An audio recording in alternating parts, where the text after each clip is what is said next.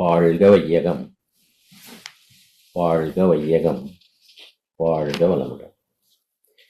இன்று நாம் ஞானமே எல்லை என்ற தலைப்பில் சிந்திப்போம். மகரிஷி அவர்களின் பாடல், அறிவை ஏடுகளில் பெறலாம், ஞானத்தை தவத்தால் பெறலாம். அறிவு என்பது அறியப்படுவது, ஞானம் என்பது உணரப்படுவது. அறியாமை அழிவுக்கு துணை போகும், ஞானம் ஆக்கத்திற்கு அச்சாணியாக இருக்கும். அறிவாளிகள் மதிக்கப்பட வேண்டியவர்கள், ஞானியர்கள் துதிக்கப்பட வேண்டியவர்கள். நமக்கு நமது மகரிஷி உடல் பயிற்சி, காயகல்பம், அகத்தவம், அகத்தாய்வு பயிற்சி இவையெல்லாம் அளித்தாலும் அவரின் இறுதி நோக்கம் நாம் பிரம்ம ஞானத்தை அடைய வேண்டும் என்பதுதான். 2 ஊழியர்கள் ஒரு தெருவில் ரோட்டோர பணிக்கு வந்தார்கள். ரோட்டின் ஓரமாக குழி தோன்றும் வேலையை ஆரம்பித்தனர். அரை மணி நேரம் ஆகிவிட்டது. அந்த குழியை தோண்டிவிட்டு சிறிது தூரம் சென்று மற்றொரு குழி தோண்டத் தொடங்கினார்கள். அப்போது மற்றொரு குரூப் ஊழியர்கள் வந்து முன்னேயே தோண்டப்பட்ட குழியை மூடினார்கள். பிறகு கிளம்ப தயாரான போது இதையெல்லாம் சற்று தூரத்தில் ஒரு டீ கடையில் இருந்து பார்த்து கொண்டிருந்த ஒருவருக்கு, என்ன இது பைத்தியக்காரத்தனமாக இருக்கிறது, எதற்காக முதல் குரூப் குழியை தோண்டியது, அதை ஏன் மற்றொரு குரூப் வந்து மூடுகிறது, ஒன்றும் புரியவில்லையே என நினைத்து குழியை மூட வந்த 2வது குரூப் ஆட்களை பார்த்து, என்னப்பா இது, எதற்காக முதலில் வந்தவர்கள் குழியை தோண்டினார்கள், பிறகு எந்த பயனும் இல்லாமல் நீங்கள் மூடுகிறீர்களே என சிறு பதட்டத்துடன் வினாவினர். அதற்கு குழியை மூட வந்த ஊழியர் பதில் சொன்னார், ஐயா, இது வேற ஒண்ணும் இல்லைங்க. நம்ம நகராட்சியில் மர நடுகை திட்டம் ஆரம்பிக்கப்பட்டுள்ளது. ஊருக்கு பசுமை வேண்டும் என்று முடிவு செய்து அரசாங்கம் எங்களை ரோட்டோர மரம் நடும் வேலைக்கு அனுப்பியுள்ளார்கள். முதலில் வந்தவர்கள் குழி தோண்டும் கான்ட்ராக்ட் ஊழியர்கள். 2வது குரூப்பில் 2 பேர் இன்று வந்திருக்க வேண்டும். ஆனால் அவர்கள் ஏதோ விடுமுறையில் சென்றிருப்பதால் அவர்கள் வரவில்லை. அவர்கள் மரம் நடுவதற்காக ஏற்பாடு செய்யப்பட்டிருப்பவர்கள்.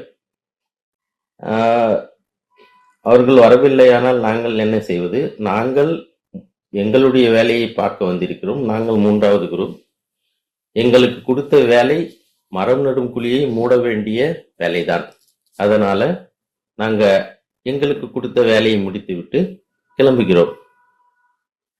இந்த தென்கட்சி ஐயாவின் இந்த சிறிய கதையின் மூலம் ஒன்று புரிகிறது. மரம் நடுவதுதான் உன்னத நோக்கம். குழியை தோண்டுவது மரம் நடுவதற்கு தயார்படுத்துவது என்பது. பிரம்ம ஞானத்தை நோக்கமாக கொள்ளாமல் வெறும் மற்ற பயிற்சிகளை மட்டும் செய்வது இந்த கதையை போன்றதுதான். மரத்தை நடாமல் வெறும் குழியை மட்டும் தோண்டி தோண்டி மூடுவது போலத்தான். உண்மையில் பக்தி வழி மூலம் பண்பட்டு ஞான வழிக்கு வருவதுதான் பாதுகாப்பானது. சரி, பிரம்ம ஞானம் அடைந்தால் என்ன பலன் என்று பெரியவர்கள் சொன்னதை பார்க்கலாம். ஞானம் அடைந்த ஆத்மா முக்தி அடைகிறது.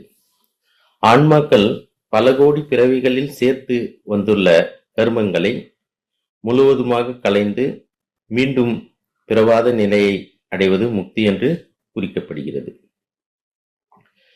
முக்தி வகைகள் 4 என்று புராணங்கள் சொல்கிறது. அவை சாலோக்கியம், சாயுஜ்யம், சாமீபியம், சாரூபியம். சாலோக்கியம் என்பது இறைவனின் உலகத்தை அடைந்து தொண்டு செய்தல். சாமீபியம் என்பது இறைவனின் உலகத்தை அடைவதோடு அல்லாமல் அருகாமையில் இருந்து தொண்டாற்றும் பேறு. சாரூபியம் என்பது உபாசிக்கும் இறை வடிவத்தின் திருவுருவத்தை இறை சின்னங்களையும் பெற்று இறைவனுக்கு தொண்டு செய்தல். சில உதாரணங்கள் திரிசூலம், சங்கு சக்கரம் போன்றவை. சாயுச்சியம் என்பது இறைவனோடு ஒன்றுபடுதல், ஜீவாத்மா பரமாத்மா ஐக்கிய நிலையை குறிப்பது. ஆன்மாக்கள் எவ்வகை முக்தியை பெற்றாலும் இயல்பில் இறைவனுக்கு கட்டுப்பட்ட தன்மையை கொண்டவை. முக்தி பெற்ற ஆன்மாக்களுக்கு சுத்த சத்துவ மயமான தெய்வ உடல் கிடைக்கப் பெறும். இச்சரீரம் என்றும் அழியாத தன்மையை கொண்டது. இறைவன் திருவுள்ளம் கொண்டால் முக்தி அடைந்த ஆன்மாக்களை உலக நன்மைக்காக மீண்டும் இப்புவியில் அவதரிக்க செய்தருள்வார். இதே விஷயத்தை சைவ சித்தாந்தத்திலும் பார்க்கலாம். சைவ சித்தாந்தத்தில் சரியை, கிரியை, யோகம், ஞானம் ஆகியவை சைவ சித்தாந்தத்தில் இறைவனை அடைய வகுக்கப்பட்ட 4 படிநிலைகளாகும். இவை முறையே தொண்டு, வழிபாடு, தியானம் மற்றும் ஞானம் ஆகியவற்றை குறிக்கின்றன. சரியை என்பது தொண்டு செய்வது, தாசமார்க்கம் என்பார்கள். இது நம்மை ஒரு அடிமையாக எண்ணிக்கொண்டு இறைவனுக்கு செய்யும் புறத்தொண்டுகள். அதாவது உளவாரப்பணி, பூமாலை தொடுத்தல், கோயில் சுத்தம் செய்தல், கோயில் கட்டுதல் மற்றும் அடியார்களுக்கு தொண்டு செய்வதாகும். திருநாவுக்கரசர் தன்னை அடிமையாக பாவித்து இறைவனுக்கு தொண்டு செய்தார். அதனால் அவர் சாலோக்கிய முக்தியை அடைந்தார். அடுத்ததாக கிரியை. கிரியை என்பது வழிபாடு செய்வது, சத்புத்திர மார்க்கம் என்பார்கள். புறத்தே மூர்த்தியை பூசித்தல், மந்திரங்களை உச்சரித்தல், தூய நிலையில் இறைவனை ஆத்மாத்மாக வழிபடச் செய்யும் கிரியைகள். திருஞான சம்பந்தர் தன்னை மகனாக பாவித்து இறைவனை போற்றுதல் செய்தார். அதனால் அவர் சாமீபியம் என்ற முக்தியை அடைந்தார். மூன்றாவதாக யோகம். யோகம் என்பது தியானம் செய்வது, சகமார்க்கம் என்பார்கள். மனதிற்குள் உருத்திர மூர்த்தியை தியானித்து மூச்சு பயிற்சி மற்றும் அகத்தியானம் மூலம் சிவனை உணர்தல். சுந்தரர் தன்னை தோழனாக எண்ணி இறைவனை வழிபாடு செய்தார். அவர் சாரூபியம் முக்தியை அடைந்தார். இறுதியாக ஞானம். ஞானம் என்பது ஆத்மாவை மற்றும் பரமாத்மாவை அறிவது, சன்மார்க்கம், அதாவது சாத்விக மார்க்கம். சரியை, கிரியை, யோகம் ஆகியவற்றால் பெற்ற பக்குவத்தினால் ஆன்மா சிவனை தரிசித்து பரஞானம் மூலம் சாயுச்சியம் எனும் பேரின்ப முக்தி பெறுதல். மாணிக்க வாசகர் ஆன்ம அனுபவத்தால் சிவஞானம் பெற்று சிவனில் கலந்து போனார். இவை ஏதோ தனித்தனியானவை அல்ல, ஒன்றுக்கு ஒன்று தொடர்புடையவை. இவை நம் புற மற்றும் அக வாழ்க்கையை நெறிப்படுத்தி இறுதியில் மோட்சத்தை அளிப்பவை. பெரிய புராணத்தில் சேக்கிலார் நமக்கு ஞான ஆசிரியனாக இருந்து நல்லறிவை புகுத்துகிறார். ஒரு சிறு தொண்ட நாயனார் மகனையே பிள்ளை கரியாக சமைத்து சிவத்திற்கு படைக்கிறார். அடுத்ததாக இன்னொரு இயற்பகை நாயனார் எனும் சிவஞானம் அடைந்த நாயனார் மனைவியை சிவத்திற்கு அர்ப்பணிக்கிறார். என்றெல்லாம் வரும்போது நம் மனம் பதைக்கிறது. நம் மனம் பதைப்பதற்கு காரணம் நான் என்ற அகங்காரமும் எனது என்ற மமகாரமும் நம்முள் மிக மிக உறுதியாக நம்மை ஒட்டிக்கொண்டு நம்மை உய்ய விடாமல் தடுத்து கொண்டிருக்கிறது. நான் எனது என்ற ஒரு எண்ணம் நம்மிடம் இருக்கும் வரையில் இறைவனுடன் கலந்து மோட்சம் அடைவது சாத்தியமே கிடையாது. ஏன் நான் மோட்சம் அடைய வேண்டும் என்ற எண்ணமே கேலிக்குரியது. 10வது வகுப்பில் படித்துக் கொண்டிருக்கும் ஒரு மாணவன் அடுத்து 11வது வகுப்பிற்கு போக ஆசைப்படாமல், இந்த கிளாஸே ரொம்ப நல்லா இருக்கு, ஜாலியா இருக்கு, தேவையில்லாமல் பாஸாகி விட்டுட்டு போக மனசு வரலைன்னு சொன்னா எப்படி வேடிக்கையாக இருக்குமோ அப்படித்தான் உலக வாழ்க்கையை எப்போதும் விட்டு போகக்கூடாது என்ற நினைக்கும். ஒரு கிராமத்தில் குரங்குகளை பிடிக்க மக்கள் ஒரு சுலபமான யுக்தியை பயன்படுத்தினார்கள். சிறிய வாயுள்ள ஒரு பானையில் நிலக்கடலையை போட்டு அதை தரையில் வைத்தார்கள். பானையின் வாய் மிகவும் குறுகலாக இருக்கும். குரங்கு வந்து பானைக்குள் கையை நுழைத்து கடலையை பிடிக்கும். ஆனால் கடலையை கையில் பிடித்தவுடன் கை பெரிதாகி வெளியே வராது. விட வேண்டும் என்றால் கடலையை விட வேண்டும். ஆனால் ஆசையால் குரங்கு கடலையை விடாமல் பிடித்துக் கொண்டே இருக்கும். அதனால் கை வெளியே வராமல் சிக்கிக்கொண்டு எளிதில் பிடிபட்டு சிரமத்திற்கு உள்ளாகும். உலக வாழ்க்கை ஆசையால் நம்மை விட வேண்டியதை இந்த உலக வாழ்க்கை ஆசையால் நாம் விட வேண்டியதை விடாமல் பிடித்துக்கொண்டு கொண்டிருக்கிறோம். தேவையற்ற ஆசைகளை விட்டுவிட்டால் தான் சுதந்திரம் கிடைக்கும். மேலே கூறிய நாயன்மார்கள் தான் செய்யும் தொண்டிலும் பக்தியிலும் தன்னையே இழந்தார்கள். இவர்களுடைய நல்வினையின் காரணமாக இவர்களின் மனைவி, குடும்பம் மற்றும் இவர்களின் எல்லா சூழ்நிலைகளும் அவர்கள் இறைவனை அடைய அனுகூலம் செய்தது. இது பற்றி மகரிஷி அவர்கள் பழுக்கும் நாணம் என்ற பாடலில் கூறுவது, திறந்து கொள் தான் தனது என்ற சிற்றறையை, வெளியே வா அகன்று நோக்கி பரந்துளவு, உலக சமுதாயத்தின் பரப்பகத்தில் பற்று அருள், கடமையினால் பழுக்கும் நாணம். மகரிஷி கூறுவது போல் இந்த பழுத்த நாணம் மகான்கள் எப்படி ஞான நிலையை எய்தினார்கள் என்பதை பார்க்கலாம். திரு இலங்கை ஜெயராஜ் ஐயா சொன்னபடி, நம் சம்பந்தப்பட்ட 3 விஷயங்கள் ஒரு கட்டத்தில் கலைப்படுகிறது. ஒன்று உடல் களைப்பு, 2வது உள்ள களைப்பு, 3வது களைப்பு நாம் நம் அனுபவத்தில் இதுவரை உணராதது, ஆனால் ஞானிகள் மட்டுமே உணர்ந்தது, ஆன்மா அடையும் ஒரு களைப்பு. ஒருவர் உடலை பயன்படுத்தி வேலை செய்வதால் உடல் களைப்பை அடைகிறார். மற்றொருவருக்கு உடல் நலம் தெம்பாகத்தான் இருக்கிறது, ஆனால் ஏதும் துக்ககரமான செய்தியை கேட்கிறார். உடனே அப்போது அவர் உள்ளம் தளர்ந்து சோகமாக உடலையும் முடக்க முடியாமல் முடங்கி போகிறார். ஆனால் ஆன்மா களைத்து போகிறவர் பிறப்பையே பிணியாக உணர்கிறார். இந்த உலகில் வாழும் நேரங்களை எல்லாம் வலியாக எண்ணி துடிக்கிறார். எப்படியாவது கடவுளிடம் கலந்துவிட தன் எஞ்சியுள்ள வாழ்நாளை, புலனையும் மனதையும் மற்றும் அறிவையும் கடவுளின் காலடியில் சமர்ப்பித்துவிட்டு இந்த உலக விஷயங்களை கடவுளின் ஒரு அம்சமாகவே பாவித்து ஆன்மீக வழியில் நடந்து சதா சர்வ காலமும் இறைவனையே எண்ணி எண்ணி தன் வாழ்க்கையை இறைவனுக்கு அருகில் செல்ல முயற்சி செய்கிறார். கடைசியில் முக்தியும் அடைகிறார்.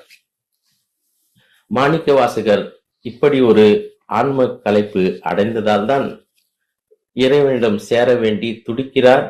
அவர் எல்லா பிறவி பற்றியும் சொல்கிறார்.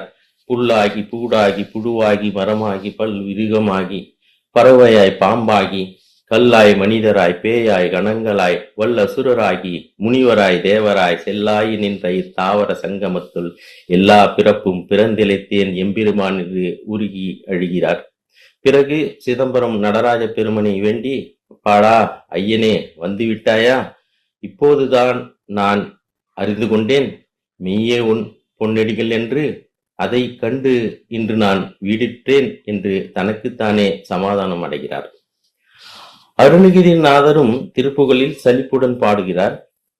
எழுகடல் மணலை அளவிடின் அதிகம் எனதிடர் பிறவி அவதாரம், இனி உனதமயம் எனதுயிர் உடலும் இனியுடல் விடுக முடியாது, கழுகொடு நரியும் எரிபுவி மரளி கமலனும் மிகவும் அயர்வானார், கடன் உனதமையும் அடிமையும் அடிமை கடிகுவின் அடிகள் தருவாயே என்று 7 கடல்களின் கரையிலுள்ள மணலையெல்லாம் எண்ணி பார்த்தால் வரும் அளவை விட அதிகம் என் துன்பம் நிறை பிறவிகள் என்ற அவதாரங்கள் என்கிறார். இனி உனக்கே அடைக்கலமாம் என் உயிரும் உடலும் என்கிறார். இனியும் பிறப்பெடுத்து உடலை விட என்னால் முடியாது. கழுகும் நரியும் நெருப்பும் மண்ணும் யமனும் பிரம்மாவும் என்னுடலை பலமுறை பிரித்தும் பிறப்பித்தும் சோர்வடைந்து விட்டார்கள். என் கடமை இனி உன்னிடம் அடைக்கலம் புகுவதே ஆகும். யான் அடிமை செய்வது உன்னிடம் அடிமை பூணுவதற்கே ஆகும் என்று அருணகிரிநாதர் முருகனிடம் புலம்பி தவிக்கிறார்.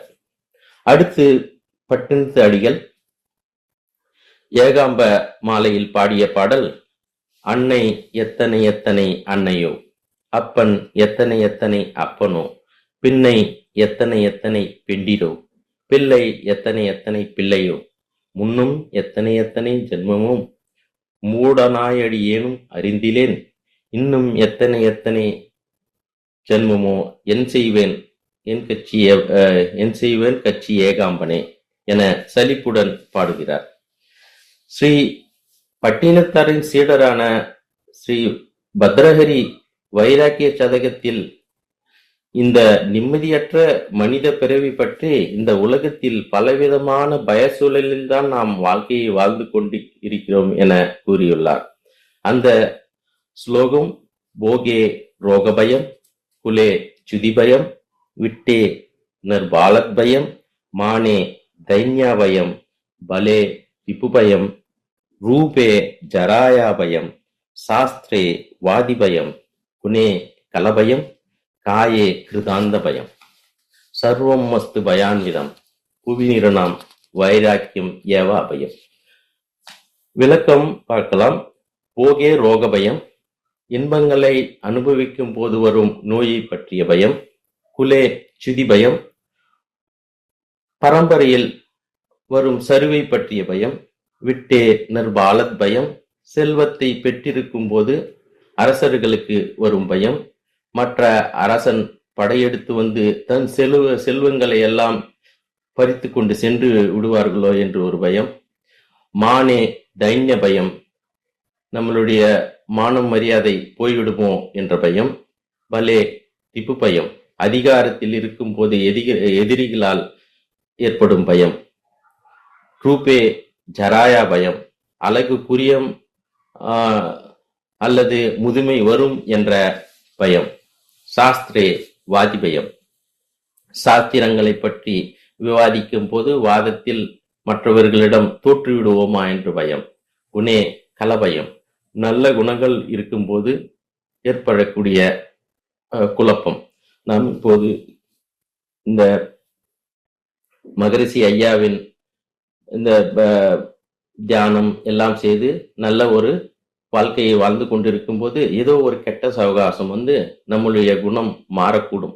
அதே அந்த மாதிரி கெட்ட சவகாசம் வந்து விடுமோ என்று ஒரு பயம். அதுதான் இங்கே குணே கலபயம் என்று சொல்கிறார். காயே கிருதாந்த பயம், உடலில் வரும் மரணத்தை பற்றிய பயம். சர்வம் மஸ்து பயான்விதம், உலகில் உள்ள அனைத்து பொருட்களிலும் பயம் நிறைந்துள்ளது. நிருணாம் புவி வைராக்கியம் ஏவ அபயம், ஆனால் இந்த உலக பற்றுதலை விட்டு வைராக்கியத்தை அடைவதுதான் நிம்மதி தரும் பயமற்ற நிலை என்று பத்ரகிரியார் உலகத்தில் நாம் நித்தம் உணரும் பயங்களை எல்லாம் பட்டியல் போட்டு நமக்கு ரெடிமேடாக ஒரு அட்டவணை மாதிரி போட்டு தெரிய வைக்கிறார். என்னை எப்போதும் தன் பாடல்களால் ஆன்மீக இன்பத்தில் ஆழ்த்தும் தாய்மானவர் பெருமானவர்கள் எண்ணாத எண்ணமெல்லாம் எண்ணி எண்ணி ஏழை நெஞ்சும் புண்ணாகி செய்தது நீ போதும் பராபரமே என்கிறார். மற்றும் ஆழி துரும்பெனவே அங்குமிங்கும் உன்னடிமை ஆழில் திருவதென்ன பாவம் பராபரமே என்றும் உருகி அவர் பாடும் உணர்வில் இந்த உலக வாழ்க்கையில் உழலும் துன்பம் என்ன என்று நமக்கு நன்றாக புரிய வருகிறது அல்லவா? இதுவரை சித்தாந்தம் பார்த்தோம். அடுத்து வேதாந்தத்தில் ஞானம் பற்றி பார்ப்போம். கீதையின் ஸ்லோகம் அத்தியாயம் 7 ஞான விஞ்ஞான யோகம். ஸ்லோகம் 16. சதுர்விதா பஜந்தேமாம் ஜனா சுக்ருதி நோர்ஜுனா ஆத்தோ ஜிக்னாசு அர்த்தார்த்தி ஞானீச்ச பரதர்சப. கிருஷ்ணர் தன்னிடம் பக்தி கொள்ளும் 4 வகையான பக்தர்களை பற்றி கூறுகிறார். துன்பப்படுபவர் ஆர்த்தர், செல்வத்தை விரும்புபவர் அர்த்தார்த்தி, உண்மையை அறிபவர் ஜிக்னாசு மற்றும் பிரம்ம ஞானம் பெற்ற ஞானி. ஆர்த்தா என்பது என்னவென்றால், நம்மள ஒரு சிலர் வெள்ளிக்கிழமை சனிக்கிழமை ரெகுலரா கோயிலுக்கு போறவங்க இருப்போம். அப்போ போறப்போ ஒரு நாள் நம்ம எப்பயும் பார்க்காத ஒரு மனிதர் இந்த கோயில்ல வந்திருக்கிறாரு. அவரு நம்ம தூரத்து நண்பரா கூட இருக்கலாம். அவரை பார்த்தது நம்ம ஆச்சரியமா கேட்கிறோம், ஐயா நீங்க என்ன ரெகுலரா வருவீங்களா கோயிலுக்கு அப்படின்னு கேட்கிறோம். அவர் உடனே எதுவும் பெருசா ஏதோ தப்பா நம்ம கேட்ட மாதிரி ஒரு இது, இல்ல இல்ல நான்லாம் ரெகுலரா வர்ற அளவுக்கு எல்லாம் எனக்குலாம் டைம்லாம் கிடையாதுங்க. என்னோட வீட்டுல ஒரு பிரச்சனை, பையனுக்கு ஒரு ஆப்ரேஷன், ஹாஸ்பிட்டல்ல இருக்கான். டாக்டர் சொல்லிட்டாரு கொஞ்சம் சிரமமான ஆப்ரேஷன் அப்படின்ட்டு.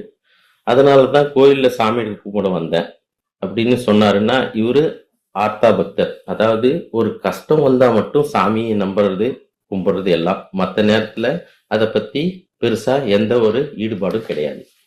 அடுத்தது அர்த்தார்த்தி. இந்த டைப் பக்தருக்கு கஷ்டம்னு ஒண்ணு கிடையாது. ஆனா இவர் ஒரு பிசினஸ் தொடங்குறப்ப சாமியை வேண்டிட்டு தொடங்குவாரு. அந்த வருஷம் தொழில்ல நல்ல லாபம் பார்த்தாருன்னா சாமி உண்டியல், சாமிக்கும் அந்த அவரோட உண்டியல்லையும் ஒரு சதவீதம் காசை போட்டுட்டு சாமியும் பாட்டன் ஆக்கிடுவாரு. இப்படி எந்த நல்லது நடக்கும் போதும் அவரு கும்பிடுற சாமி மேல ஒரு நம்பிக்கை, அவ்வளவுதான். அது மேல ஒன்றும் அதுக்கு மேலெல்லாம் ஒன்றும் பெரிய ஈடுபாடு கிடையாது. ஆனா ஒரு தொழில் சம்மந்தப்பட்டப்போ அவரு சாமியை கும்பிட்டு தான் எதுவும் செய்வாரு. பெரும்பாலும் திருப்பதி பாலாஜிக்கு இப்படிப்பட்ட பக்தர்கள் அதிகம்னு நினைக்கிறேன். இந்த 2 டைப்பு பக்தியும் சுயநலம் சார்ந்த ஒன்று. ஆனா தப்புன்னுலாம் யாரும் சொல்ல முடியாது. அதே போல இது ஒரு முதிர்ச்சியான பக்தின்னு நாம சொல்ல முடியாது. 3ஆவதா ஒண்ணு, அது ஜிக்னாசு. இந்த பக்தர்களுக்கு அகம் பிரம்மாஸ்மின்னு சொல்றாங்களே, ஏதோ பிரம்ம ஞானம்லாம் சொல்றாங்களே, நமக்கு இன்னும் ஒன்றும் புரியலையே. யாராவது நமக்கு வழிகாட்ட வரமாட்டாங்களா? ஒரு குரு கிடைக்க மாட்டாரா? இந்த பிறவிலையும் பாஸ் கிட்ட, ஒய்ஃபு கிட்ட, மற்றவங்க கிட்ட எல்லாம் திட்டு வாங்கியே நம்ம பிறவி வீணா போயிருமா? எப்பவும் இப்படியே ஒரே கவலை. எப்படியாவது இந்த பிறவி சூழல்ல இருந்து தப்பிச்சா போதும்ன்ற டென்ஷன். எப்பவும் கடவுளை பற்றிய சிந்தனை, ஆன்மீக விஷயங்களை தேடி தேடி தெரிந்து கொள்ளும் ஆவல்.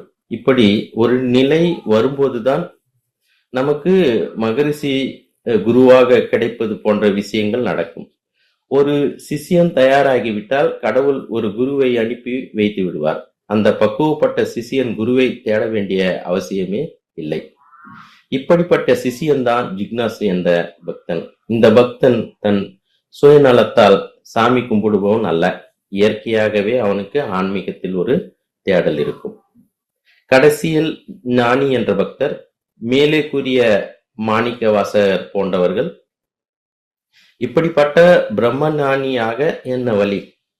அதை பற்றி நம் மகரிஷி என்ன சொல்கிறார் என்றால், கருமைய தூய்மைதான் நம்மை ஒரு பிரம்ம ஞானியாக்கும் என்று சொல்கிறார். கருமைய தூய்மை பற்றி அவருடைய பாடலை பார்ப்போம். நிறைவு பெறாமல் இருக்கும் ஆசைகளின் கூட்டம், நெஞ்சம் மனம் பேச்சு இடை பிணக்காகும் பொய்கள், மறைமுகமாய் நேர்முகமாய் பிறர் உளம் வருத்தல், மற்ற உயிர் சுதந்திரமும் வாழ்வின் வளம் பறித்தல், நிறைவழிக்கும் பொறாமை சினம் வஞ்சம் காத்தல், மேலும் நெறிபிறந்த உணவு உழைப்பு உறக்கம் உடலுறவு கரைப்படுத்தும் எண்ணம், இவை கருமையும் தன்னை கலங்கப்படுத்திவிடும். கருத்தோடு சீர் செய்வோம். இது நம்ம பிரம்மஞான புக்லயே இருக்குது.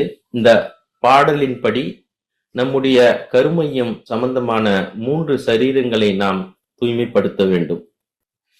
அது முதல் ஃபர்ஸ்ட் பார்த்தாக்கா ஸ்தூல சரீரம், 2வது சூக்ஷ்ம சரீரம், 3வது காரண சரீரம். ஸ்தூல சரீரம் பிசிக்கல் பாடி என்பது பஞ்சபூதங்களால் நீர், நிலம், நீர், நெருப்பு, காற்று, ஆகாயம், இந்த பஞ்சபூதங்களாலான கண்ணால் காணக்கூடிய அழியக்கூடிய புறப்பொருள் உடலாகும். அது முந்தைய கர்மாவால் உருவாக்கப்பட்டு பிறப்பு, வளர்ச்சி, நோய் மற்றும் இறப்புக்கு உட்பட்டது. இது அன்னமய கோஷம் என்று அழைக்கப்படுகிறது. ஸ்தூல சரீரம் பற்றிய முக்கிய அம்சங்களை பார்த்தால், நிலம், நீர், நெருப்பு, காற்று மற்றும் ஆகாயம் ஆகியவற்றின் கலவையால் உருவானது. கர்ம பலன்களை அனுபவிப்பதற்கான ஒரு கருவி. நிலையற்றது பார்த்தாக்கா பிறப்பு முதல் இறப்பு வரை தொடர்ந்து மாறிக்கொண்டே இருக்கும். இறுதியில் அழியும் தன்மையும் கொண்டது. வெளிப்படையானதுன்னு பார்த்தாக்கா அது கண், காது, மூக்கு, நாக்கு, தோல் ஆகிய புலன்களால் உணரக்கூடியது. இது சூக்ஷ்ம சரீரம் மற்றும் காரண சரீரத்திற்கு வெளியே உள்ள ஆத்ம அனுபவத்திற்காக தற்காலிகமாக எடுத்துக்கொள்ளும் உடலாகும். அடுத்தது சூக்ஷ்ம சரீரம், அஸ்ட்ரல் பாடி என்பது இறப்பிற்கு பிறகும் நிலைத்திருக்கும் மனது, புத்தி, அகங்காரம், 5 ஞானேந்திரியங்கள், 5 கர்மேந்திரியங்கள் மற்றும் 10 பிராணங்கள் உள்ளடக்கிய நுட்பமான ஒரு மிகவும் நுட்பமானது சூக்ஷ்ம உடல். இது ஸ்தூல உடலை இயக்கும் சக்தியாகும். மறுபிறவிக்கு ஆன்மாவை கொண்டு செல்லும் ஊடகமாகவும் செயல்படுகிறது. இது ஞானம் மற்றும் யோக நிலைகளில் உணரக்கூடியது. சூக்ஷ்ம சரீரம் பற்றிய முக்கிய அம்சங்கள் கூறுகள் பார்த்தால் 3 நுண் உடல்கள், கருவிகள், 35 நுண் கருவிகள் இந்த சூக்ஷ்ம சரீரத்தை இயக்கிக் கொண்டிருக்கின்றன. அவை எதுன்னு பார்த்தாக்கா 4 கரணங்கள், மனம், புத்தி, அகங்காரம், சித்தம், 5 ஞானேந்திரியங்கள், கண், காது, மூக்கு, நாக்கு, தோல், 5 கர்மேந்திரியங்கள், வாக்கு, கை, கால், வாயு, உபஸ்தம் மற்றும் 5 மலங்கள், ஆணவம், மாயை, பெருமாயை, மாமாயை, கண்மம், 10 பிராணன்கள், பிராணன், அபானன், வியானன், உதானன், சமானன், நாயகன், கூர்மன், கிரிகரன், தேவதத்தன், தனஞ்சயன். ஒரு புருடன். புருடன் என்பது சட பொருள்களுக்கு வேறான ஆத்மா ஆக மொத்தம் 35 சூக்ஷ்ம கருவிகள் சூக்ஷ்ம சரீரத்தில் இயங்குகின்றன. ஸ்தூல உடல் இறந்த பிறகு இந்த சூக்ஷ்ம சரீரம் அழிவதில்லை. இது பாவ புண்ணியங்களை சுமந்து கொண்டு அடுத்த பிறவிக்கு செல்கிறது. இது பார்ப்பதற்கு கண்ணுக்கு தெரியாத நுட்பமான வடிவம். இது ஒருவரின் கர்மாக்களால் உருவாக்கப்படுகிறது. யோக சாத்திரங்களில் இது உடல், மனம் மற்றும் ஆற்றலை இணைக்கும் பாலமாக விவரிக்கப்படுகிறது. இது நாடி, பிராணா மற்றும் பிந்து ஆகியவற்றால் ஆனது.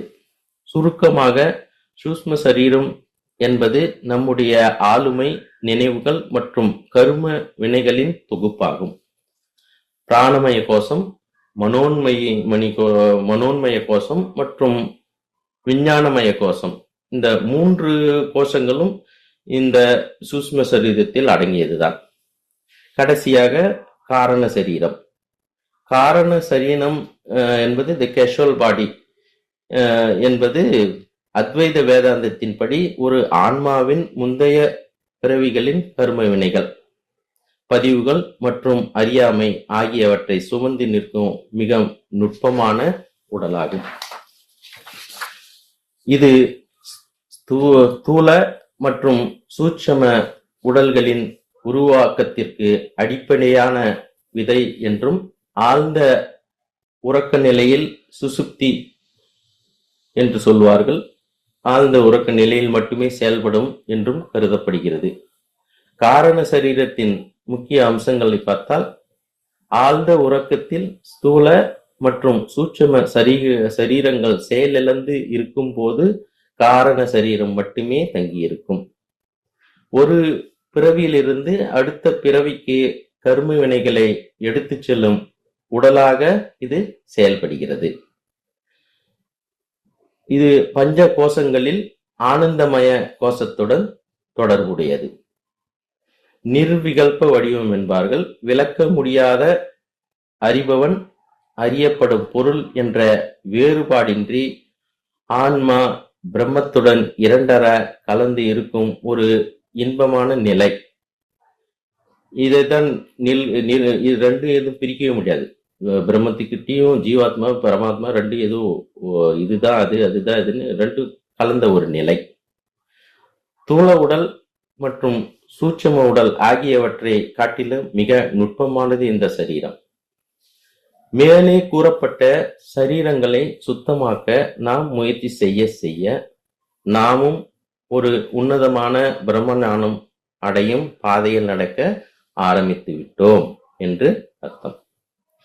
கடைசியாக ஒரு கதையை பார்ப்போம். ஒரு மனிதன் காட்டில் சென்று கொண்டிருக்கிறான். இரவு நேரம். புலி உருமல் சத்தம் மிக அருகில் கேட்கிறது. திடீரென ஒரு புலி அவனை துரத்துகிறது. அவன் பயந்து ஓடுகிறான். முன்புறம் ஒரு பாலும் கிணறு. புலியிடமிருந்து தப்பிக்க அந்த கிணற்றில் குதித்து விடுகிறான். கிணற்றில் விழுந்த சிறிது நேரம் ஆசுவாசப்படுகிறான். சிறிது நேரம்தான் ஏதோ ஒரு வளவளப்பான பொருள் தட்டுப்படுகிறது. இருட்டில் சரியாக புரியாமல் தடுமாறுகிறான். பின்பு புரிகிறது அது ஒரு மலைப்பாம்பு என்று. அதிர்ச்சி அடைந்து அதனிடமிருந்து தப்பிக்க அந்த கிணற்றிலிருந்து மேலே ஏற முயற்சிக்கிறான். அப்போது மேலே அவனை ஏற்கனவே துரத்தி வந்த புலி உருமும் சத்தம் கேட்கிறது. மேலே இருக்கும் ஆபத்தை உணர்கிறான். சற்று உற்று பார்த்த பின் ஒரு மரக்கிளை தொங்குவதை பார்த்து விடுகிறான். மிகுந்த பயத்தால் தன் சக்தியை எல்லாம் திரட்டி ஒரு தாவு தாவி எகிரி அந்த கிளையை பிடித்து விடுகிறான். மரத்தின் கிளையை பிடித்து கிணற்றில் மேல் பகுதியில் அந்தரத்தில் தொங்கிக் கொண்டிருக்கிறான். கீழே பார்க்கிறான். கீழே அந்த மலைப்பாம்பு வாயை திறந்து காத்திருக்கிறது. மேலும் அவன் பிடித்து கொண்டிருக்கும் கிளையை 2 எலிகள், ஒரு வெள்ளை எலி, ஒரு கருப்பு எலி, இரண்டும் கரக் கரக் என்று மெதுவாக கடித்து கொறித்து கொண்டே இருக்கின்றன. இந்த நேரத்தில் மரக்கிளையில் ஏற்கனவே இருந்த தேன்கூடு ஒன்று மரக்கிளை ஆட்டத்தால் சிறிது தாக்கப்பட்டு தேனீக்கள் எல்லாம் டிஸ்டர்ப் ஆகி பறந்து வந்து அவன் உடம்பை கொட்டுகிறது. வலியால் துடிக்கிறான். இந்த கொடுமையான சூழ்நிலையிலும் உடைந்த தேன்கூட்டிலிருந்து சில தேன் துளிகள் அவன் வாயில் வந்து விழுகிறது. அவன் அந்த தேனின் இனிப்பில் மயங்கி, ஆஹா, என்ன ஒரு இன்பம், என்ன ஒரு இனிப்பு என்று ஒரு சில நிமிடங்கள் தற்காலிகமாகத்தான் இருக்கும் ஆபத்தான சூழ்நிலையை கூட மறந்து மகிழ்கிறான். இது யாருடைய கதை என்று எல்லாருக்கும் புரியும்னு நினைக்கிறேன். நம்மளோட கதை தான். இந்த கதை ஒரு சாதாரண கதை அல்ல. இது நமது மனித வாழ்க்கையின் உருவகம். இருட்டு என்பது நமது அறியாமை. புலி என்பது எப்போதும் நம்மை துரத்தி கொண்டிருக்கும் ஆசை. பாம்பு என்பது மரணம். அதிலிருந்து நாம தப்ப முடியாது. கருப்பு வெள்ளை எலி என்பது பகல் இரவு கால ஓட்டம். மரக்கிளை என்பது தற்காலிக உயிர்காப்பு மருத்துவம். எப்பயோ ஏதோ ஒரு டோஸ் வாங்கி காலம் போல, இப்போ சுகர் இருந்தா காலம் போல இது மாத்திரை போட்டுதான் ஆகணுன்றாங்கல்ல, ஏதோ ஒண்ணு போட்டு அப்படியே அதை தள்ளிட்டு போறோம் மரணத்தை. அதனால அதுவும் இந்த மரத்துல ஒரு தற்காலிகமான ஒரு பிடிப்பு தான். அதுக்கப்புறம் ஒன்றும் இல்லை. தேனீக்கள் என்பது நமது சொந்த பந்தங்கள். தெரியும் நம்மளுக்கு அவங்களால எவ்வளோ நம்ம நன்மை தீமை எல்லாம் நம்மளுக்கு. சரி, தேன் என்பது உலக இன்பங்கள். இந்த ஒன்று தான் நம்மளுக்கு இன்பத்தை கொடுக்கிறது. அதாவது நாம் உலகம் என்ற மாயையில் அறியாமையில் இருக்கிறோம். ஆசை நம்மை துரத்தி கொண்டிருக்கிறது. ஆயுள் தினமும் குறைந்து கொண்டே இருக்கிறது. மரணமும் நமக்காக காத்து கொண்டிருக்கிறது.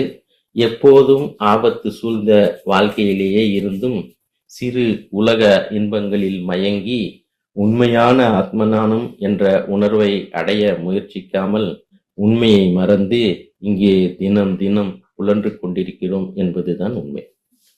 இப்படிப்பட்ட பிறவி சூழலிலிருந்து நாம் விடுபட வேண்டாமா? ஒரு சாதாரண மனிதனின் முடிவு பற்றி திருமூலர் கூறியது, அந்த மனிதன் வசதியானவனாக இருக்கலாம், புகழ் பெற்றவனாக இருக்கலாம், அந்தஸ்து எல்லாம் இருக்கலாம். ஆனால் அவனுடைய முடிவு எப்படி என்று திருமூலர் சொல்கிறார். ஊரெல்லாம் கூடி ஒழிக்க அழுதிட்டு பேரினை நீக்கி பிணமென்று பேரிட்டு சூரிடன் காட்டிடை கொண்டு போய் சுட்டிட்டு நீரினில் மூழ்கி நினைப்பொழிந்தார்களே. ஒரு நபர் இறந்தவுடன் ஊர் மக்கள் அனைவரும் சேர்ந்து சத்தமாக ஒப்பாரி வைத்து அழுவர். அந்த நபரின் பெயரை சொல்லி அழைக்காமல் அவரை பிணம் என்று பெயர் மாற்றி அழைப்பர். சுடுகாட்டிற்கு உடலை கொண்டு சென்று எரியூட்டுவர். இறுதி சடங்குகளை முடித்துவிட்டு நீரில் மூழ்கி குளித்துவிட்டு இறந்தவர் குறித்த நினைவுகளை அப்பைக்கு அப்பயே விடுத்து தங்களின் அன்றாட வாழ்க்கைக்கு திரும்புவர்.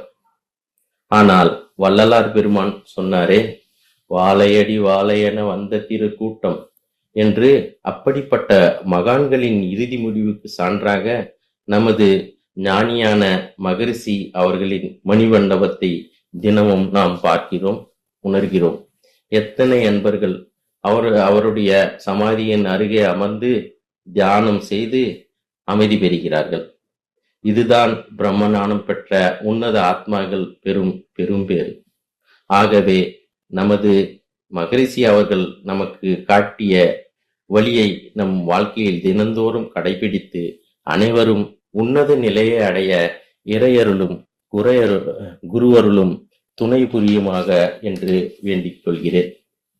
கடைசியாக பகவத்கீதையில் 18ஆம் அத்தியாயம் மோக்ஷ சந்நியாச யோகம் ஸ்லோகம் 70 பகவான் சொல்கிறார், அத்யேஸ்ய தேசிய இமம் தர்மியம் சன்வாத மாவயோக ஞான யக்ஞேன தேனாம் இஷ்ட ஷாமிதி மே மதி. இந்த ஸ்லோகத்தில் கிருஷ்ண பகவான் அர்ஜுனனிடம் தான் பகவத்கீதையை கூறியதும் அர்ஜுனன் கேட்டதும் ஒரு ஞான யக்ஞம் என்று கூறுகிறார். யக்ஞத்தில் அக்னி குண்டம் இருக்கும். அதை போல் ஆகுதி போடுபவர் பவித்திரமான வஸ்துக்களை அக்னியில் போட்டு இறைவனை போய் சேர அவர் பூஜித்துக் கொண்டிருப்பார். அக்னி மூலம் அதை இறைவனுக்கு அனுப்புவார். அதே போல் இன்று ஒரு அக்னி குண்டமாக இருந்து நீங்களெல்லாம் ஒரு அக்னி குண்டமாக இருந்து உங்கள் காதுகளை அக்னி குண்டமாக்கி எனக்கு இந்த ஞானமே இல்லை என்ற ஞான வேள்வியை செய்ய வாய்ப்பளித்த உங்கள் அனைவருக்கும் என் பணிவான வணக்கங்களை சமர்ப்பித்துக் கொண்டு என் உரையை முடித்துக் கொள்கிறேன். நன்றி. வாழ்க வளமுடன். வாழ்க வளமுடன். மிக சிறப்பாக இருந்ததையா. வாழ்க வளமுடன். சிந்தனை உரை ஆற்றிய துணை பேராசிரியர் மணிவண்ணன் ஐயா அவர்களை அனைவரும் வாழ்த்தி மகிழ்வோம். துணை பேராசிரியர் மணிவண்ணன் ஐயா அவர்கள் உடல் நலம், மனவளம், வாழ்க வளமுடன். ஐயா அவர்களின் குடும்ப நலம், வாழ்க வளமுடன். ஐயா அவர்களின் ஆன்மீக தொண்டு மேலும் மேலும் சிறக்க, வாழ்க வளமுடன். துணை பேராசிரியர் மணிவண்ணன் ஐயா அவர்கள் உடல் நலம், நீள ஆயுள், நிறை செல்வம், உயர் புகழ், மெய்ஞானம் ஓங்கி வாழ்க வளமுடன். அடுத்த நிகழ்வாக நாளைய நிகழ்ச்சிகளை பற்றிய அறிவிப்புகள். நாளை காலை 5:15க்கு 9 மைய தவம், காலை 6 மணிக்கு உடல் பயிற்சி மற்றும் காயகல்ப பயிற்சி பேராசிரியர் சக்தி குமாரவேல் ஐயா அவர்களால் நடத்தி தரப்படும். 7 மணிக்கு ஆங்கிலத்தில் 9 மைய தவம். மீண்டும் காலை 11 மணிக்கு சேலத்திலிருந்து முதுநிலை பேராசிரியர் விவேகானந்தன் ஐயா அவர்கள் மகிழ்வித்து மகிழ் என்ற தலைப்பில் சிறப்புரை ஆற்ற உள்ளார்கள். அனைவரும் இணைந்து பயன்பெறுக. மீண்டும் மாலை 5:30 மணிக்கு மகர்ஷி அவர்களின் குரலில் பஞ்சேந்திரிய தவம் நடத்தப்படும். 6 மணிக்கு சிந்தனை உரை நடைபெறும். அனைத்து நிகழ்வுகளையும் அன்பர்கள் அனைவரும் அனைத்து நிகழ்வுகளிலும் கலந்து கொண்டு பயன்பெறுவதோடு தங்கள் நண்பர்கள் உறவினர்கள் அனைவரையும் ஊக்குவித்து நிகழ்ச்சியினை கலந்து கொண்டு பயன்பெற துணை புரியுமாறு அன்போடு வேண்டுகொள்கிறோம். அடுத்து தற்பொழுது கேள்வி பதிலுக்கான நேரம். ஐயா அவர்கள் உரையிலிருந்து கேள்விகள் ஏதேனும் இருப்பின் கேட்டு ஹேண்ட்ரைஸ் செய்து விருப்பம் தெரிவிக்கப்படும் பொழுது அதற்கான வாய்ப்புகள் வழங்கப்படும். வாழ்க வளமுடன். ராஜாராம் ஐயா அவர்கள் ஹேண்ட்ரைஸ்.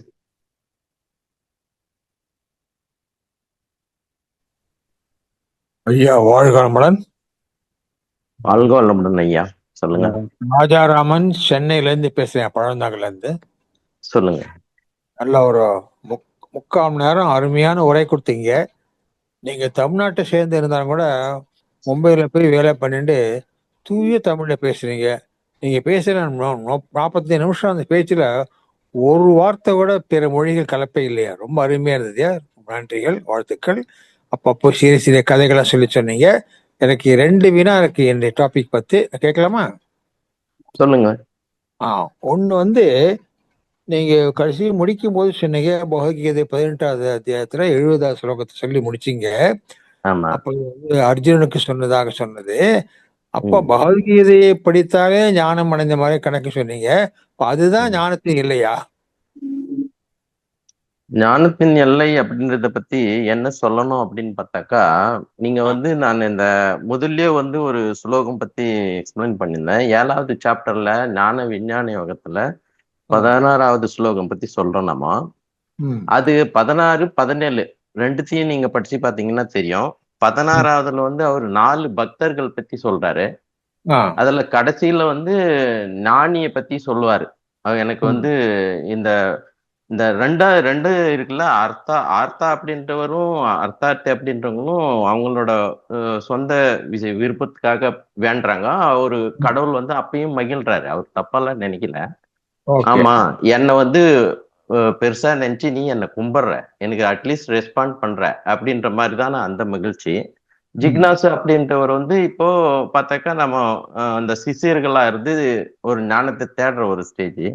இதுல இந்த ஞானி அப்படின்றவங்க யாருன்னாக்கா, இப்ப நான் அது கடைசியில் சொன்னல, இந்த மாணிக்க வாசகர் சொல்றாரு இல்ல, சிவபுராணத்துல பார்த்தாக்கா, அவன் அருளாலே அவன் தாழ் வணங்கி அப்படின்னு வரும் வரி. அதுல பாத்தீங்கன்னாக்கா, அந்த வரி வர்றதுக்கு முன்ன நம்மளோட மனசு ஒரு பெர்சீவ் பண்ணிட்டேக்கணும். நம்ம நான் எப்ப பார்த்தாலும் சாமி சம்பந்தமாவே ஆன்மீக சம்பந்தமாவே அதுக்காக ஒரு ஏக்கம். அதுல இன்னொன்னு நான் சொல்லியிருந்தேன், அது ஒரு ஆன்ம கலைப்பு அப்படின்னு சொல்லியிருந்தேன். அந்த ஆன்ம கலைப்பு வர்றப்ப பார்த்தாக்கா, இன்னொன்னு அந்த இவங்களை பத்தியும் சொல்லியிருந்தேன், நாயன்மார்கள் பத்தியும். அந்த நாயன்மார்கள் குழந்தைய பத்தியும் அவங்களுக்கு அந்த குழந்தை மனசு, மனைவி, இதெல்லாம் மனசு சம்பந்தப்பட்ட விஷயம். நான் எனதுன்ற ஒரு எண்ணம் இருக்கிற வரைக்கும் அந்த இது இருந்துட்டே இருக்கும் இல்லைங்களா? அதுக்கப்புறம் அதை விடுற அளவுக்கு நீங்க போயிட்டீங்கன்னாக்கா, அந்த லெவல் வரைக்கும் இப்ப அப்புறம் அதுக்கப்புறம் அந்த அவன் அருளாலே அவன் தாள் வணங்கி அப்படின்றத நீங்க பாத்தீங்கன்னாக்கா, அதுக்கு அந்த லெவல் வரைக்கும் தான், மனசு விடுற அளவுக்கு தான் நீங்க போக முடியும். அதுக்கப்புறம் நம்மளோட லெவல் எல்லாம் கிடையாது. அதுக்கப்புறம் கடவுளே ஒரு சக்தி கொடுப்பாரு, ஒரு மனநிலையை கொடுத்து அந்த மனசே இல்லாத நிலைமையில அவர் நம்மள கூட்டு போவாரு. அப்படின்றது பார்த்தா அது ஞானின்னுவாங்க. இதுல அந்த 7th சாப்டர்ல 17th ஸ்லோகம் பாத்தீங்கன்னு வச்சுங்க, அதுல அவர் அடுத்த ஸ்லோகமும் சொல்றாரு. நீங்க அது பாத்தீங்கன்னா அந்த கண்டினியூட்டி 17வது ஸ்லோகம் பாத்தீங்கன்னாக்கா, அதுல அவர் சொல்லுவாரு, தேசாம் நானி நித்யுக்த ஏகபக்திர் விசிஷ்யதே பிரியோஹி நானேன அத்தியர்த்தமகம் ச மம பிரிய, எனக்கு பிரியமானவங்க நாணி தான் அப்படின்னு சொல்லிட்டு அவர் சொல்றாரு. அதாவது ஓகே. நாணிக்கு என்ன பிடிக்கும், அதே மாதிரி எனக்கும் நாணியே ரொம்ப பிரியமானவன் அப்படின்னு அவர் சொல்ல வர்றாரு ஐயா. சரிங்களா? ஓகே. நல்ல விளக்கம் கொடுத்தீங்க. நல்ல டீட்டெயிலா விளக்கம் கொடுத்தீங்க. நன்றியா. அடுத்த கேள்வி நன்றி. வந்து, நீங்க ஆ. பேசும்போது ஒரு வார்த்தை சொன்னீங்க. நம்ம ம். 3 உடல் இருக்கு. ஆ, ம். ஸ்தூலம், சூக்ஷ்மம், காரண உடம்பு இருக்கு. அது ம். அத பத்தி தூய்மை சென்னு ஆரம்பிச்சீங்க. ஆனா அது ம். விளக்கம் தான் கொடுத்தீங்க. தூய்மை பத்தி பேசவே நீங்க. எதை பத்தி? 3 உடம்பு இருக்கு சொன்னீங்களே. ஆமா, ஸ்தூல சரீரம். ஆமா. சூக்ஷ்ம ஆ, சரீரம், அப்புறம் காரண சரீரம் சொன்னீங்க. ஆமா, ஆமா. அத பத்தி இது விளக்கமா வந்து சொன்னீங்க. கருமையம். இதுல வந்து ஆ, நம்ம மகரிஷி ஐயா வந்து கருமைய தூய்மை பத்தி சொல்றாருல்ல அவரு. ஆமா. அதுல வந்து நம்மளோட கொஞ்சம் கொஞ்சமா நம்மளோட மனசை வந்து தூய்மைப்படுத்தினே இருக்கணும். ஓ, தூய்மைப்படுத்தினே இருக்கிறப்போ நீங்க பார்த்தாக்கா அதுல காரணங்கள்லாம் இருக்கு. அது சப்ஜெக்ட் வந்து பேச போனா ரொம்ப வால்யூம் பெருசு. ஆமா. அதுல பெருசு. வந்து ஆமா, அந்த கரணம் சொன்னாக்கா அந்த கரணம் சொல்லுவாங்க. ம், அந்த ம், அந்த கரணத்துல வந்து மனம், அப்புறம் புத்தி, அகங்காரம், சித்தம் ம், இப்படி எல்லாம் வரும். இந்த ம். ஸ்டேஜஸ் எல்லாம் இருக்குது. ஆமா, ஆமா. அது வந்து அந்த சூக்ஷ்ம சரீரத்தில் பார்த்தாக்கா அது சப்ஜெக்ட் வேற. இன்னொரு வாட்டி எப்படின்னா நம்ம அதை பெருசா சொல்லலாம் அதை. ஏன்னா அது ஓகே. வால்யூம் வந்து ரொம்ப பெருசு. இது தாய்மானவர் வந்து இந்த மனமான அப்படின்னு சொல்லிட்டு குரங்கு வச்சு இது மாதிரிலாம் ம், மனம், புத்தி, அகங்காரம், ம். சித்தம்னா சித்தத்துல தான் நமக்கு ஒரு கன்க்ளூட் பண்றோம். அந்த மாதிரி எல்லாம் நிறைய விஷயம் இருக்குது அது. சரிங்களா? நன்றியா. நல்ல அதனால வந்து விளக்கம். நான் வெறும் ஒரு ஒரு கான்ஃபிகர் தான் நான் பண்ணியிருக்கிறேன். இன்னும் டீப்பா போனோம்னா அது பெரிய பெரிய சப்ஜெக்ட் அது. அதான். ஓகே. நன்றி. நல்ல கேட்ட நன்றி. கேள்வி எல்லாம் விளக்கம் பதில் கொடுத்தீங்க. நன்றியா. வாழ்க வளமுடன். நன்றி. வாழ்க வளமுடன்.